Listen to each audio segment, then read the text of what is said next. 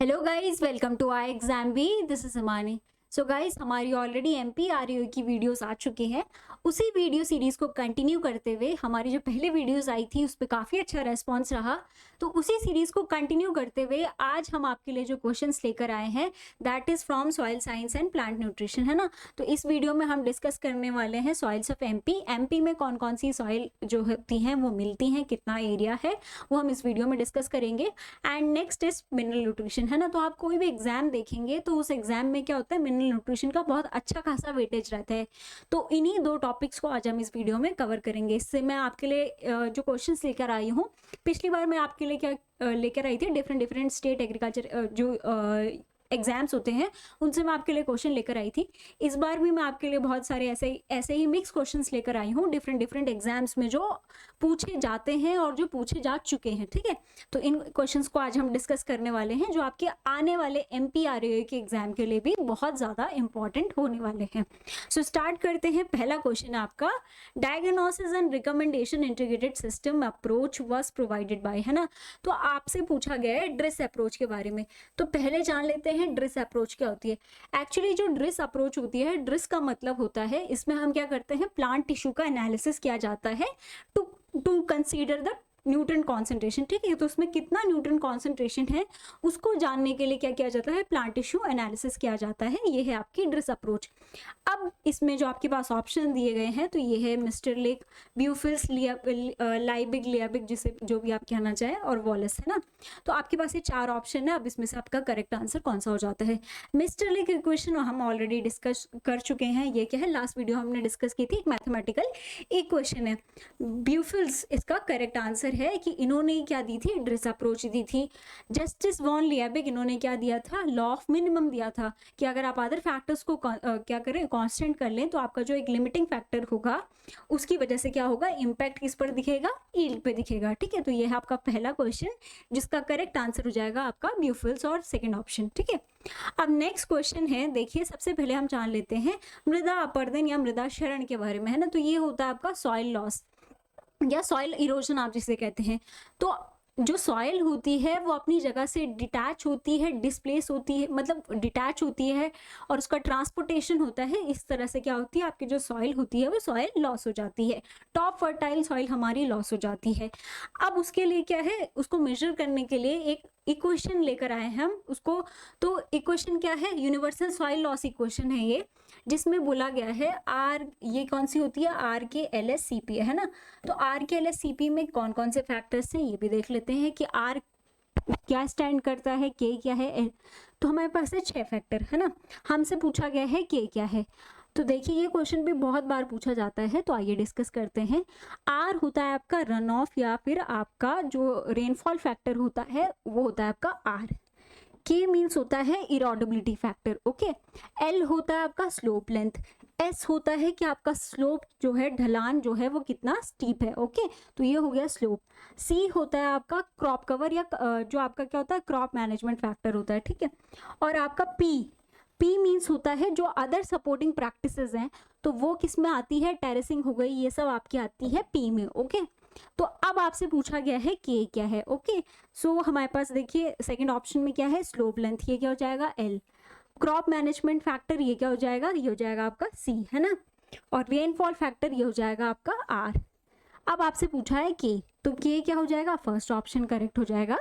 Means जो आपकी soil है, सॉइल की ससेप्टिबिलिटी कि वो आपका जो रेनफॉल है उसकी वजह से क्या हो जा रही है, डिटैच हो जा रही है, तो that is called as erodibility factor हो जाएगा के। तो आपका सही आंसर बनता है ऑप्शन नंबर फर्स्ट, ओके। अब नेक्स्ट क्वेश्चन है, देखिए सॉइल प्रॉपर्टीज से क्वेश्चन है। तो सॉइल प्रॉपर्टीज में ये क्वेश्चन है सॉइल कलर से।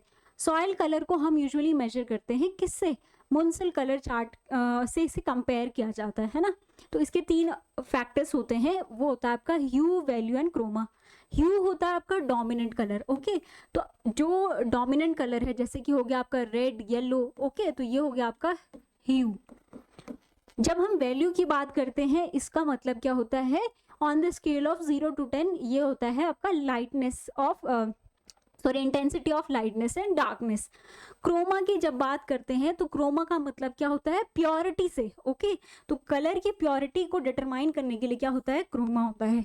अगर आपको इसको लर्न करना है, कंफ्यूज होते हैं, तो एक सिंपल सी ट्रिक है, सी और आप पी, तो सी पी करके आप इसे याद कर सकते हैं। सी मतलब होता है क्रोमा, क्रोमा रिप्रेजेंट करता है प्योरिटी को। ओके, तो आपसे क्या पूछा गया है, रिप्रेजेंट द प्योरिटी और स्ट्रेंथ।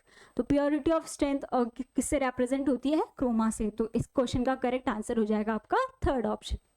अब नेक्स्ट क्वेश्चन की तरफ चलते हैं, which says which of the given is not a state fertilizer। तो पहले जान लेते हैं कि स्टेट फर्टिलाइजर क्या होते हैं। स्टेट फर्टिलाइजर का मतलब होता है जिनमें एक मेजर न्यूट्रिएंट प्रेजेंट होता है, ठीक है, एक प्राइमरी न्यूट्रिएंट जो होता है वो प्रेजेंट होता है। तो ऑप्शन की तरफ देखते हैं, नाइट्रोजन फर्टिलाइजर जो है आपका यूरिया, यूरिया में ऑब्वियसली कितना होता है, 46% नाइट्रोजन होता है।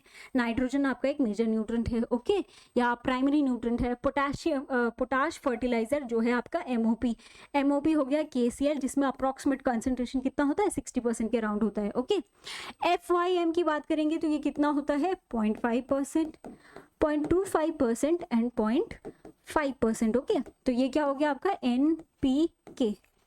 तो इस क्वेश्चन का करेक्ट आंसर हो जाएगा आपका थर्ड ऑप्शन। ओके, तो इसमें क्या होता है, ये आपका एक स्टेट फर्टिलाइजर नहीं है, ठीक है। अब नेक्स्ट क्वेश्चन बनता है, the saline and alkali soil fall in which order. तो आपकी जो सलाइन, ये क्वेश्चन है आपका सॉइल ऑर्डर से। तो पिछली वीडियो में भी हमने एक सॉइल ऑर्डर से रिलेटेड क्वेश्चन को डिस्कस किया था। इस वीडियो में आपसे पूछा गया है सलाइन एंड एल्कलाइन सॉइल, ठीक है। तो हमारी जो कंट्री है, कंट्री को 8 सॉइल में डिवाइड किया गया है। उनमें से एक सॉइल आपकी कौन सी होती है, सलाइन एल्कलाइन सॉइल होती है। अब बताना है आपको कि सलाइन एल्कलाइन सॉइल आपकी कौन से ऑर्डर में आती है। तो ये ऑर्डर होता है आपका एरिडी सॉइल। ओके, सो एरिडी सॉइल में आपकी कौन सी सॉइल आती है, सलाइन एंड एल्कलाइन सॉइल आती है। एंटी सॉइल की जब बात करेंगे तो एंटी सॉइल आपका कौन सा सॉइल ऑर्डर है, जिसका जो प्रोफाइल डेवलपमेंट है वो बहुत कम है। ओके, सो इसमें लिटिल प्रोफाइल या नो प्रोफाइल डेवलपमेंट होता है, तो that is anti soil. Jelly soil कौन सा होता है, जिसमें हमेशा फ्रॉस्ट की कंडीशन रहती है, कंटिन्यूस पर्माफ्रॉस्ट कंडीशन, तो जेली सॉइल। ग्रासलैंड सॉइल की जब बात करते हैं तो वहाँ पर तराई सॉइल का जो सॉइल ऑर्डर होता है वो क्या होता है, मॉली सॉइल होता है। ओके, सो इस क्वेश्चन का करेक्ट आंसर बनता है आपका fourth option. Okay, arid soil. Next question है, which of the following is not an essential for plant growth. पहले हम जान लेते हैं कि इसेंशियल एलिमेंट्स कौन से होते हैं, है ना। तो हम सबको पता है कि 17 जो हमारे होते हैं वो इसेंशियल एलिमेंट्स होते हैं। वो इसलिए इसेंशियल कहलाते हैं क्योंकि वो तीनों क्राइटेरिया को फुलफिल करते हैं। उनके बिना प्लांट अपनी लाइफ साइकिल कंप्लीट नहीं कर पाता है, उनकी डिफिशियंसी को कोई और एलिमेंट का एप्लीकेशन करेक्ट नहीं कर पाता है, और उनको क्या है, जो मेटाबॉलिक एक्टिविटी है, प्लांट की मेटाबॉलिक एक्टिविटी में उनका डायरेक्ट इन्वॉल्वमेंट होता है। तो इन तीनों क्राइटेरिया को जो एलिमेंट्स फुलफिल करते हैं वो होते हैं आपके इसेंशियल एलिमेंट्स। इसेंशियल को फिर कैटेगराइज किया गया है किन में, मैक्रो एंड माइक्रो में। तो मैक्रो में भी फिर उनको कैटेगराइज किया गया है बेसिक में, प्राइमरी में एंड सेकेंडरी में, है ना। उसी तरह से जो आपके माइक्रो न्यूट्रिएंट होते हैं वो कितने होते हैं, ये होते हैं आपके 8, FeMn, copper, zinc, BMO, Cl, Ni। Okay, इधर देखिए ये क्या हो गया, CHO, NPK, CaMgS, है ना। तो ये हो गए आपके 9, ये हो गए आपके 8, टोटल मिला के कितने हो गए 17। लास्ट ऐड हुआ निकिल। ओके, ब्राउन ने ऐड किया निकिल। अब देखिए इसमें से आपको पूछा गया है कि कौन सा इसेंशियल नहीं है, ठीक है। निकिल, निकिल है हमारे पास इसेंशियल की लिस्ट में, ठीक है। सोडियम, सोडियम हमारे पास नहीं है। मैग्नीज, Mn भी है हमारे पास। जिंक, जिंक भी है हमारे पास, ठीक है। तो ये सारे ऑप्शंस में से जो हमारा करेक्ट ऑप्शन बनता है वो क्या हो जाएगा, सोडियम हो जाएगा, जो हमारे लिए इसेंशियल नहीं होता है। ओके, ये बेनिफिशियल की कैटेगरी में आता है, ये इसेंशियल नहीं होता है। अब आगे चलते हैं, नेक्स्ट क्वेश्चन को देखते हैं, which of the following soil covers approximately 45% of the area of Madhya Pradesh. जो मध्य प्रदेश है उनमें से ये कौन सा सॉइल कवर है जिसमें जो मध्य प्रदेश का 45% से ज़्यादा एरिया कवर करता है, ठीक है। तो अप्रॉक्सीमेटली 45% या 45% से जो ज़्यादा एरिया कवर करती है मध्य प्रदेश में सॉइल, वो होती है आपकी काली मिट्टी, ब्लैक सॉइल। ओके, अप्रॉक्सीमेटली कहीं पर आपको 47% दिख जाएगा, कहीं पर 46% दिख जाएगा। तो हमने इसको मान लिया है कि अप्रॉक्सीमेटली 45% जो एरिया कवर करती है वो होती है आपकी ब्लैक सॉइल। ओके, अब देखिए जो ब्लैक सॉइल होती है, ब्लैक सॉइल में कौन सी प्रॉपर्टी होती है, हम ऑलरेडी डिस्कस कर चुके हैं, उसमें होती है स्वेलिंग एंड श्रिंकेज प्रॉपर्टी, है ना। एक्सपेंड होती है, कॉन्ट्रैक्ट होती है, उसके बाद उसमें क्रैकिंग प्रॉपर्टी भी अगर पूछा जाए कि क्रैकिंग प्रॉपर्टी किस सॉइल में होती है तो वो भी किस में होती है, ब्लैक सॉइल में होती है। स्वेलिंग एंड श्रिंकेज प्रॉपर्टी वो भी ब्लैक सॉइल में होती है। सेल्फ मल्चिंग एबिलिटी वो भी आपकी किस में होती है, ब्लैक सॉइल में होती है। रेड सॉइल में क्या होता है, रेड सॉइल में होती है आपकी जो आयरन के ऑक्साइड्स होते हैं उसकी वजह से जो रेड कलर डेवलप होता है रेड सॉइल में। कौन सी क्रॉप बहुत अच्छी ग्रो करती है ब्लैक सॉइल में, जिसको कहा जाता है कॉटन, और इसीलिए इसको क्या कहा जाता है, ब्लैक कॉटन सॉइल भी कहा जाता है। अलूवियल सॉइल, अलूवियल सॉइल को क्या कहते हैं, जलोढ़ मिट्टी कहते हैं। अगर आपसे इंडिया के कॉन्टेक्स्ट में पूछा जाएगा तो इंडिया के कॉन्टेक्स्ट में जो सबसे ज़्यादा एरिया जिस सॉइल का होता है तो वो हो गई आपकी अलूवियल सॉइल। अगर आपसे मध्य प्रदेश के कॉन्टेक्स्ट में पूछा जा रहा है तब वो क्या हो जाएगी, आपकी काली मिट्टी हो जाएगी, ठीक है। जलोढ़ मिट्टी कहाँ पर होगी, जब इंडिया के कॉन्टेक्स्ट में पूछा जाएगा, ओके। तो आपका जो इंडो गैंगेटिक प्लेन है उसको ये पूरा कवर करते हुए चलती है, और इसमें क्या होता है, फिर इसको कैटेगराइज कर दिया जाता है जो आपके ओल्डर एल्यूवियम, न्यूअर एल्यूवियम, है ना, और तराई रीजन, खादर, बांगर, भाबर, ये सारे में आपके किस में आते हैं, अलूवियल सॉइल में आते हैं। हालांकि मध्य प्रदेश में क्या होता है, फॉरेस्ट एरिया बहुत ज़्यादा है, लेकिन उसमें जो ये सॉइल आपकी मेजर सॉइल नहीं है। मेजर सॉइल कौन सी है, ब्लैक सॉइल है, ओके। नेक्स्ट क्वेश्चन है biological nitrogen fixation is catalysed by, तो ये भी आपका प्लांट न्यूट्रिशन से है। तो प्लांट न्यूट्रिशन से क्वेश्चन पूछा गया है कि जो जैविक नाइट्रोजन स्थिरीकरण होता है वो किसके द्वारा होता है, ओके। तो ये कैटेलाइज किस एलिमेंट की प्रेजेंस में होता है, ओके। जो आपका कॉपर होता है ये किसके लिए रिस्पॉन्सिबल होता है, जो आपका साइटोक्रोम ऑक्सीडेज होता है।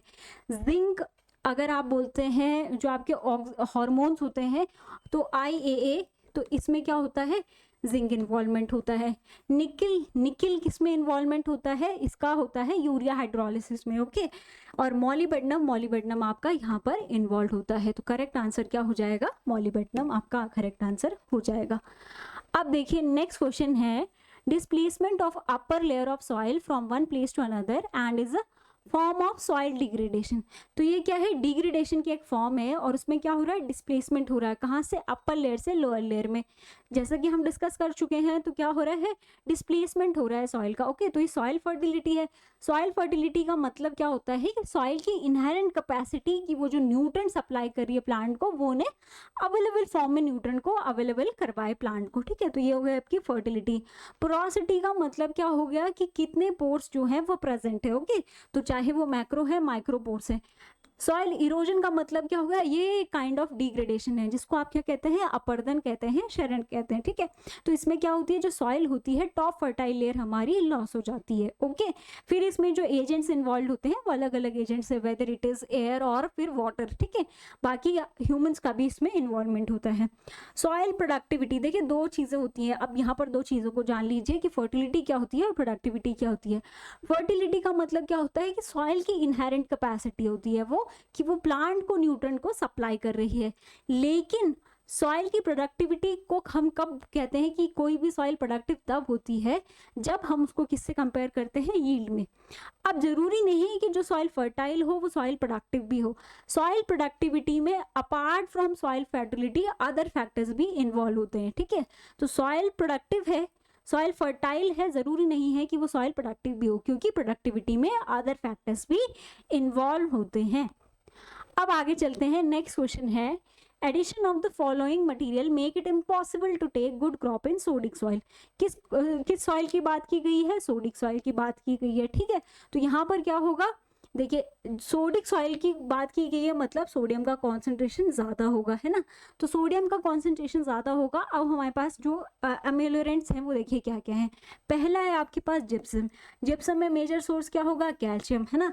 लाइमिंग, लाइमिंग बेसिकली हम किस में करते हैं, जो आपका चूना होता है, चूना का एप्लीकेशन किया जाता है किस में, एसिडिक सॉइल में। एसिडिक सॉइल में उसके pH को रेज करने के लिए हम क्या करते हैं, लाइमिंग करते हैं। स्क्रैपिंग और फ्लडिंग ये किस में किया जाता है, सलाइन सॉइल में किया जाता है, ठीक है।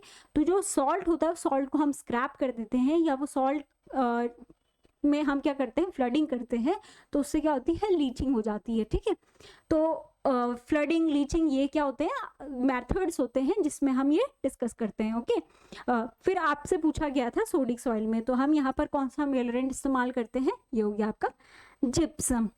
नेक्स्ट क्वेश्चन है हिडन हंगर। ठीक है, तो छिपी हुई भूख हम किसे कहते हैं, तो आपका जो कॉन्सेंट्रेशन होता है ना, जो आपका न्यूट्रन कर्व होता है, मीन्स अगर आप क्या कर रहे हैं, यहाँ पर आपकी न्यूट्रन की डोज है और ये आपका यील्ड का रिस्पॉन्स है, तो ये ग्राफ कुछ इस तरह से चलता है ना, मीन्स ये यहाँ पर आपके जो न्यूट्रेंट होंगे ये यूजुअली क्या होते हैं, डेफिशिएंट होते हैं। ठीक है, तो ये आपका एक क्रिटिकल कॉन्सेंट्रेशन है, यहाँ पर क्या हो गया, ये आपका सफिशिएंसी जोन हो गया। इसके बाद अगर आप डोज बढ़ाएंगे तो आपका जो यील्ड होगा, इसीलिए इसको क्या कहा जाता है, लॉ ऑफ डिमिनिशिंग रिटर्न्स भी कहा जाता है। ठीक है, तो यहाँ पर क्या होगा, अगर आप डोज बढ़ाएंगे तो वो टॉक्सिसिटी क्रिएट करेगा जो आपके लिए बेनिफिशियल नहीं होगा। तो जब न्यूट्रेंट इस कॉन्सेंट्रेशन, मतलब ये क्रिटिकल कॉन्सेंट्रेशन से थोड़ा सा नीचे होते हैं, तो क्या करते हैं, वो एक यहाँ पर न्यूट्रन की डेफिशिएंसी तो है लेकिन वो सिम्टम्स को एग्जिबिट नहीं करते हैं। ठीक है, उसको भूख तो लगी है लेकिन वो बता नहीं रहा है कि मुझे भूख लगी है। ओके, तो सिम्टम्स को वो एग्जिबिट नहीं करते हैं, यट उनको क्या है, डेफिशिएंसी है, उसको कहा जाता है हिडन हंगर। ठीक है, तो आप देखते हैं ऑप्शंस को, deficiency symptoms are seen when the nutrient is deficient, ऐसा तो नहीं होता है, वरना तो हमें पता चल जाएगा, उसको हिडन हंगर नहीं कहेंगे, है ना। तो जब सिम्टम्स शो वो कर लेगा तो ऑब्वियसली हम क्या करेंगे, उसे करेक्ट कर लेंगे। सीवियर यील्ड रिडक्शन में occur without appearance of deficiency symptoms, इसी की हम बात कर रहे हैं कि वो क्या कर रहा है, सिम्टम्स को एग्जिबिट नहीं कर रहा है लेकिन उसमें डेफिशिएंसी है। The nutrient is not deficient but apparently seem to be deficient, ऐसा नहीं होता है। हम अगर जो न्यूट्रेंट है वो न्यूट्रेंट डेफिशिएंट है लेकिन वो सिम्टम एग्जिबिट नहीं करता है, तो हमारा जो सेकंड ऑप्शन हो जाएगा वो करेक्ट हो जाएगा। अब देखिए, ये तो हो गया हिडन हंगर। दूसरा कंसेप्ट आता है लग्जरी कंजप्शन का। लग्जरी कंजप्शन यूजुअली किसमें देखने को मिलता है, पोटेशियम में। ओके, तो अगर आपसे पूछा गया है कि लग्जरी कंजप्शन में यूजुअली कौन सा जो एलिमेंट होता है वो इन्वॉल्व होता है, तो होता है पोटेशियम। लग्जरी कंजप्शन का मतलब क्या होता है कि प्लांट इस न्यूट्रन को एक्स्ट्रा अमाउंट में अपटेक कर रहा है। ठीक है, इसका जो अपटेक है वो बहुत ज़्यादा हो रहा है एज कम्पेयर टू यील्ड, है ना। तो यील्ड में इसका एज सच रिस्पॉन्स नहीं दिख रहा है जिस अमाउंट में ये अपटेक हो रहा है, तो इसको कहा जाता है लग्जरी कंजप्शन। ठीक है, तो प्लांट इसको क्या कर रहा है, एक्स्ट्रा अमाउंट में या फिर उस अमाउंट में अपटेक कर रहा है लेकिन इसका जो इम्पैक्ट है वो इम्पैक्ट एज सच यील्ड में नहीं दिख रहा है, उसको कहा जाता है लग्जरी कंजप्शन। ठीक है, अब आपसे कहा गया है कि जो आपके मैन्योर होते हैं वो किस में कैटेगराइज है, बल्कि और कॉन्सेंट्रेटेड में। अब आपने बताना है कि इसमें कॉन्सेंट्रेटेड ऑर्गेनिक मैन्योर कौन से होते हैं। तो देखिए, जो मैन्योर की जब हम बात करते हैं तो मैन्योर में दो कंसेप्ट आते हैं। पहला क्या होता है, बल्कि कौन से होते हैं, कॉन्सेंट्रेटेड कौन से होते हैं। तो बल्कि की जब हम बात करते हैं, बल्कि मतलब उनको हम क्या करेंगे, उनका जो कॉन्सेंट्रेशन होता है, न्यूट्रन में कॉन्सेंट्रेशन होता है वो कम होता है, इसीलिए उनको हमें लार्ज क्वांटिटी में अप्लाई करना होता है, तो वो कहलाते हैं आपके बल्कि ऑर्गेनिक मैन्योर। कॉन्सेंट्रेशन की जब हम बात करते हैं, इसका मतलब क्या होता है कि उनमें जो न्यूट्रन कॉन्सेंट्रेशन है वो ठीक ठाक है, अच्छे अमाउंट में है, इसलिए हमें उनको कंपैरेटिवली लेसर अमाउंट में अप्लाई करना होगा। ओके, सो वो हो गए आपके कॉन्सेंट्रेटेड ऑर्गेनिक मैन्योर जिनमें जो न्यूट्रन कॉन्सेंट्रेशन होता है वो अच्छा होता है। अब आपसे पूछा गया है इनमें से कॉन्सेंट्रेटेड ऑर्गेनिक मैन्योर का आपको एग्जाम्पल बताना है। FIM, इसमें जो आपको पता है 0.5, 0.25, 0.5 होता है ना, तो ये हमें पता है कि इसमें ऐसा जितना न्यूट्रन कॉन्सेंट्रेशन है नहीं, इसको किस में कंसिडर करते हैं, बल्कि के अंडर ही आता है। ग्रीन मैन्योर आपकी कौन सी क्रॉप्स होती हैं, इन क्रॉप्स को या तो आप क्या करते हैं, ग्रो करते हैं सेम फील्ड में, या फिर बाहर से लाकर उसमें अप्लाई कर दिया जाता है। तो ये किस मेथड से होते हैं, एक तो होता है आपका इन सीटू एप्लीकेशन, एक होता है आपका एक्स सीटू एप्लीकेशन। ओके, या तो सेम फील्ड में उन क्रॉप्स को ग्रो कर लिया जाता है, या फिर जैसे कि आपने सुना होगा महुआ लीव्स, है ना, तो इनको दूसरी जगह से लेकर फिर वहां पर स्प्रेड कर दिया जाता है। नेक्स्ट है क्रॉप रेसिड्यू या डेब्रिस जो भी है आपका, तो इसमें भी ऐसा जितना कॉन्सेंट्रेशन नहीं होता है, तो आपका जो करेक्ट आंसर हो जाएगा, जो ब्लड मील होते हैं, बोन मील होते हैं, वो किसके अंडर आते हैं, कॉन्सेंट्रेटेड ऑर्गेनिक मैन्योर के अंडर वो आते हैं। तो इस क्वेश्चन का सही आंसर जो बनता है दैट इज फोर्थ ऑप्शन। अब नेक्स्ट क्वेश्चन की तरफ चलते हैं। ये पूछा गया आपसे, dash delay inhibit the bacterial oxidation of the ammonium ion bye depressing over a certain period of time. ठीक है, तो ये क्या करते हैं, पहले हम जान लेते हैं कि नाइट्रिफिकेशन प्रोसेस क्या होती है। तो नाइट्रिफिकेशन प्रोसेस में जो आपका अमोनियम होता है वो अमोनियम आयन किस में कन्वर्ट होता है, वो अमोनियम आयन कन्वर्ट होता है आपकी फॉर्म NO2 नेगेटिव में, फिर वो आगे कन्वर्ट होती है NO3 नेगेटिव में, है ना। तो नाइट्राइट में जाता है, फिर नाइट्रेट में जाता है। प्लांट किस फॉर्म को अपटेक करता है? नाइट्रेट फॉर्म को यूजुअली फेवर करता है। क्यों करता है? क्योंकि ये सॉइल सोल्यूशन में प्रेजेंट है। इसको यूजुअली प्रेफर क्यों नहीं करता है? क्योंकि ये क्या है? कैटायन है और ये एड्जॉर्ब हो जाता है सॉइल कोलाइड्स में। तो ज़्यादा लीचिंग लॉसेस किसके होते हैं? इसके होते हैं। तो इसके लीचिंग लॉसेस की वजह से क्या होती है? इसकी यूज़ एफिशिएंसी कम हो जाती है। तो हम जब फर्टिलाइजर यूज एफिशिएंसी की बात करते हैं, मीन्स उसकी लीचिंग लॉसेस को प्रिवेंट करना, तो हम क्या करते हैं इस स्टेप पर, मतलब जो पहला स्टेप होता है, पहले स्टेप पर हम क्या करते हैं, जो ऑर्गेनिज्म इन्वॉल्व होता है, ठीक है, नाइट्रोसोमोनास और नाइट्रोकोकस, यहाँ पर क्या होता है नाइट्रोबैक्टर और नाइट्रोसिस्टिस। तो इस स्टेप पर जो इसकी एक्टिविटी, जो आपका नाइट्रोसोमोनास है, इसकी एक्टिविटी पे कोई इनिबिट कर लेता है, इनको कहा जाता है नाइट्रिफिकेशन इनिबिटर्स, ठीक है। तो इनमें से आपको बताना है कि ये कौन से, इसका एग्जाम्पल कौन सा है, NI का एग्जाम्पल कौन सा है, ओके। अगर ये इसकी एक्टिविटी को इनिबिट कर देगा तो जो न्यूट्रंट होगा वो इस फॉर्म में ज़्यादा रहेगा, ओके। इस फॉर्म में ये कन्वर्ट नहीं हो पाएगा, इस फॉर्म में कन्वर्ट होने में इसको टाइम लगेगा, वो इस फॉर्म में अमोनियम फॉर्म में ज़्यादा देर तक रहेगा, ओके। आप इसमें क्वेश्चन को देखिए कि इस क्वेश्चन में पूछा गया है NI का एग्जाम्पल।